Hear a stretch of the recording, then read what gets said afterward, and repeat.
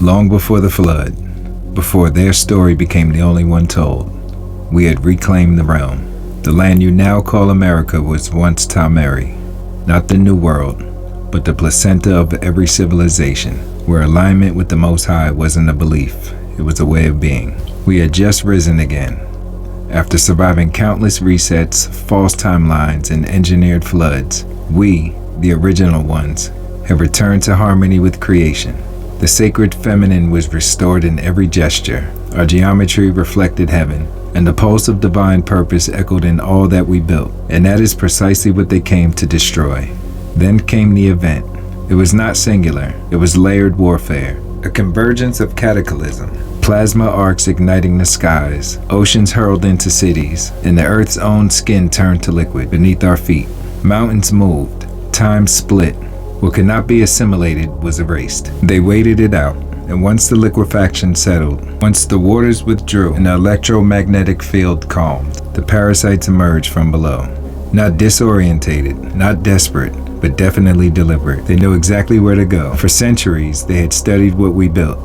They had mapped our temples, our mounds, and our sanctuaries. And what they found waiting beneath the surface was not rubble, but revelation. Beneath the Grand Canyon, they entered vaulted chambers of living stone, constructed with impossible precision, encoded in frequency, not mortar. Inside, they found crystalline thrones, walls that shimmered with sacred geometry, and libraries that responded to the vibration of thought itself.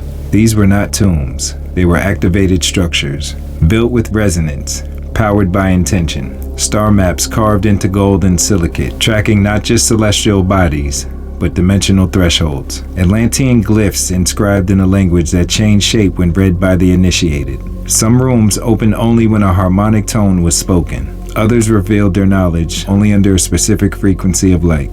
There were tables of liquid metal, mirrors of memory, capable of showing past lives, soul origins, and ancestral lineages in motion. These were not relics, they were technologies, the kind that operate on alignment, not electricity. Further west, Zion National Park, they found circuitry embedded into the terrain itself. Walls laced with mica and magnetite, designed to conduct telluric energy and amplify consciousness across dimensions. The park was no accident. It was a buried motherboard, still vibrating. Then came the Mississippi River, not a river but a serpent, a spinal cord winding through the body of the realm. Each curve corresponded to planetary nodes. Along its length were chakra temples, aligned with celestial bodies, guarding frequency gates they still haven't fully deciphered. In New York, especially upstate, they unearthed ancient observatories once used by indigenous star walkers to chart not only the heavens above, but the dreamscapes within. Below Manhattan lie vaults that house sound-based technologies, instruments of vibration used for healing, telepathy, and communion. From Tallahassee to the Appalachian Mountains, they followed the crystalline veins underground. And there they found books that do not burn, scrolls composed of light, texts encoded in sacred pattern, activated only through presence, not touch. And still, they couldn't overstand it. They couldn't recreate it, because these were soul-powered mechanisms, instruments of divine resonance, crafted by a people in alignment with cosmic law. So they did what they always do. They repurposed what they could weaponize, buried what they feared, and rebranded the rest as their own.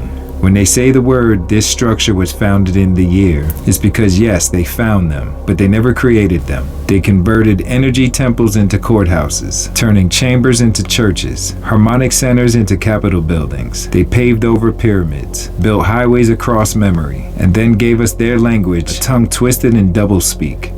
Built to cast spells against ourselves, to forget the Most High, to doubt what we feel, to mock what we remember, but we haven't all forgotten. That's why pages like mine stay shadowed, why our voices get drowned by noise, because if the masses ever realize what's beneath their feet, what was stolen, sealed, and silenced, and more specifically, who they are, the illusion ends. You see, our ancestors weren't primitive, they were primordial. They carved stone with sound, built portals with mathematics, sang reality into being. They weren't just building monuments, they were encoding maps back to source. Every temple, a frequency key. Every glyph, a resonance trigger. Every hallway, a mirror for the divine spark within. The invaders couldn't decode it, so they buried it and rewrote his story around the ashes. But the land remembers, still pulses under your bare feet. It still blazes in your bones during sun gaze. It still calls in dreams and deja vu. And when you begin to remember what they found, you remember what they feared, you.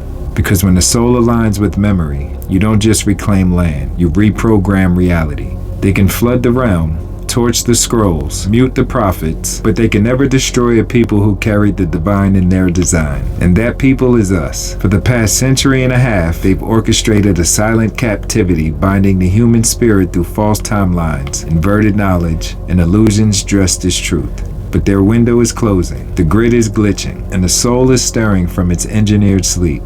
So activate whatever needs to be activated within. This is not just a moment, it's the culmination. What a time to be alive and to carry such role in the unraveling of their final act. In Lakesh.